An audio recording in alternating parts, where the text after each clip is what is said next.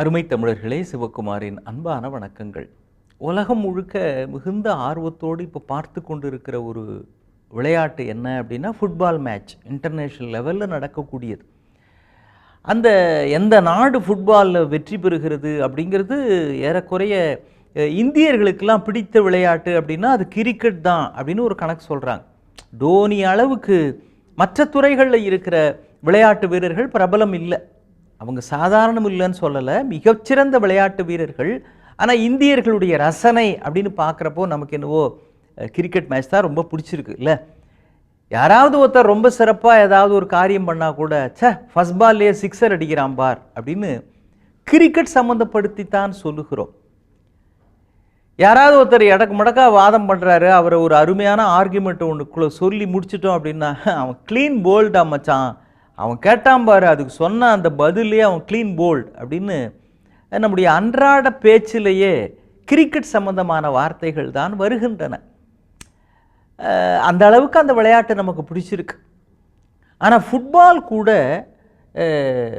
அருமையான விளையாட்டுன்றதை தாண்டி அதில் நடந்த ஒரு அருமையான சம்பவம் நம்முடைய வாழ்க்கைக்கு பாடமாக இருக்குது. இந்த பிரான்ஸ் நாட்டுக்கும் இத்தாலிக்கும் ஃபுட்பால் மேட்ச் நடக்குது. மேட்ச் முடியறதுக்கு இன்னும் ஒரு 5 நிமிஷங்கள் தான் இருக்குது. பார்த்துக்கிட்டு இருக்கிற எல்லாரும், குறிப்பாக பிரான்ஸ் நாட்டை சேர்ந்தவங்க எல்லாரும் எப்படி இருந்தாலும் நம்ம தாண்டா ஜெயிக்க போகிறோம் அப்படின்னு ஒரு ஆணவத்தோடு அமர்ந்திருக்கிறாங்க. இன்னும் கோல் போடவே இல்லை. இருந்தாலும் எப்படி இருந்தாலும் நம்ம டீமில் அந்த ராட்சசன் இருக்கிறான்ல, அவன் பார்த்துக்குவான்ப்பா, அவனுக்கெல்லாம் சும்மா ஒரு செகண்ட் போதும் பார்த்துக்குவான் அப்படின்னு ஒரு விளையாட்டு வீரரை மலை போல் நம்பி இருக்கிறார்கள். அவர் பேர் ஜெடி அப்படின்னு பேர். ஜெடி இருக்கிறப்போ நமக்கு என்னப்பா கவலை, நாம் தான் வின் பண்ணுறோம், கப்பு நமக்கு தான் அப்படின்ற அளவு கடந்த தன்னம்பிக்கையோடும் எதிர்பார்ப்போடும் எல்லோரும் அதை பார்த்து கொண்டிருக்கிறார்கள். ஆனால் கடைசி 5 நிமிஷத்தில் கண்மூடி கண் திறப்பதற்குள் அப்படியே வாழ்க்கையே புரட்டி போடுற மாதிரி ஒரு சம்பவம் நடந்து விடுகிறது. பின்னால் தொலைக்காட்சி நிருபர்கள் முன்பாக, ஊடக நண்பர்கள் முன்பாக அந்த ஜெடி கண்ணீர் விட்டு என்னை மன்னித்து கொள்ளுங்கள், பிரான்ஸ் நாட்டு ரசிகர்களே என்னை மன்னித்து விடுங்கள், நான் அவசரப்பட்டு செய்து விட்டேன், உங்களை ஏமாற்றி விட்டேன் அப்படின்னு கண்ணீர் விட்டு அழுகுறார். என்ன நடந்தது அப்படின்னா, அவர் கோல் போட தவறி இருந்தால் கூட இந்த அளவுக்கு ஒரு ஏமாற்றம் ஏற்பட்டிருக்காது. அவர் செயல்பட்ட விதத்தினால அந்த அம்பையர் இருக்கிறாரு, அவரை வெளியேற்றிட்டார். விதிமுறைகளுக்கு அப்பாற்பட்டு ஒரு விளையாட்டு வீரர் அங்கே விளையாடுறாரு அப்படின்னா அவரை வெளியேற்றுகிற உரிமை, நீ இது மாதிரிலாம் செய்யக்கூடாதுன்னு சொல்லி வெளியேற்றுவதற்கு அந்த அம்பையருக்கு உரிமை உண்டு. அதுவும் சட்டத்திட்டங்களில் ஒன்று தான். அந்த மாதிரி ஒரு காரியத்தை ஜெடி செய்திருக்கிறார். இத்தனைக்கும் அவர் பல வருடங்கள் மிகப்பெரிய வெற்றி பெற்றவர். எல்லா விதிமுறைகளும் அவருக்கு அத்துப்படி இருந்தாலும் இப்படி வெளியேற்றும்படி நடந்திருக்கிறார் அப்படின்னா அதுதான் ஜெடியிடம் இருந்து நாம் கற்றுக்கொள்ள வேண்டிய பாடம். அவரோட எதிர்த்து போட்டிட்டாங்களே அந்த இத்தாலி நாட்டை சேர்ந்தவர் மத்தாய் அப்படின்னு பேர்.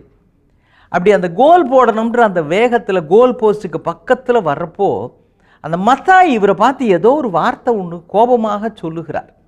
என்னவோ, அல்லது கோபமாக சொன்னதா இவர் நினச்சாரா என்னன்னு தெரியல.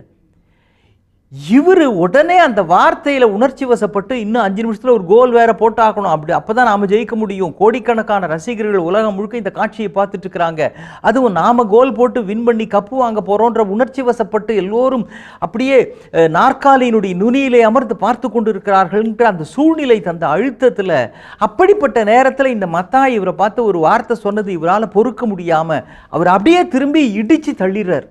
இப்போ அந்த மத்தாய் கீழே விழுந்துடுறார். இது மாதிரி எதிர்கட்சியிலே இருக்கிறவரை முட்டி மோதி கீழே தள்ளுவது அப்படிங்கிறது விதிமுறைகளுக்கு அப்பாற்பட்ட ஒன்று. எல்லாரும் விளையாடத்தான் விளையாடணுமே தவிர உடன் விளையாடுகிறவர் எதிர்கட்சியை சேர்ந்தவராக இருக்கிற பட்சத்தில் இது மாதிரி முட்டுவது மோதுவது இதெல்லாம் கூடவே கூடாது. இவரை ஏதோ திட்டாருன்ற காரணத்துக்காக அவர் அப்படியே தலையால் ஒரு இடிச்சு கீழே தள்ளிட்டார். இது உறைந்து போய் விட்டார்கள் உலகம் எங்கும் இருக்கின்ற கால்பந்தாட்ட ரசிகர்கள்.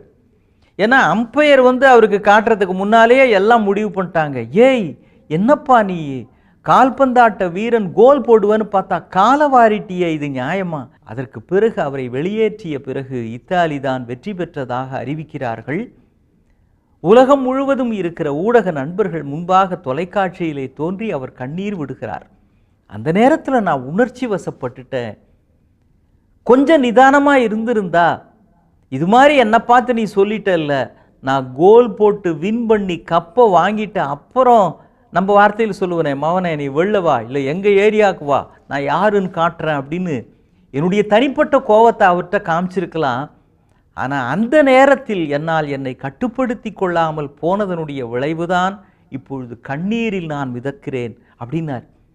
இது ஏதோ ஜெடிக்கும் மத்தாய்க்கும் நடந்தது, இட்டாலிக்கும் பிரான்ஸுக்கும் நடந்ததுன்னு இல்லைங்க.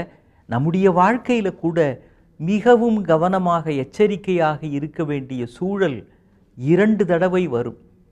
ஒன்று அவசரப்பட்டு ஒரு வார்த்தையை சொல்வது, இன்னொன்று அவசரப்பட்டு உணர்ச்சி வசப்பட்டு ஒரு செயலை செய்வது. அந்த இடத்தில் தான் மிக எச்சரிக்கையாக இருக்க வேண்டும்.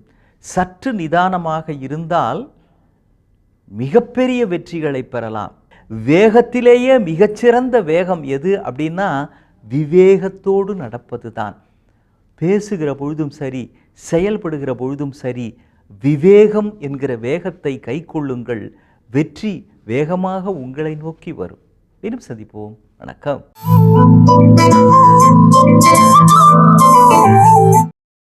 இன்னும் பல வீடியோக்களை காண சன் லைஃப் சேனலை சப்ஸ்கிரைப் பண்ணுங்க.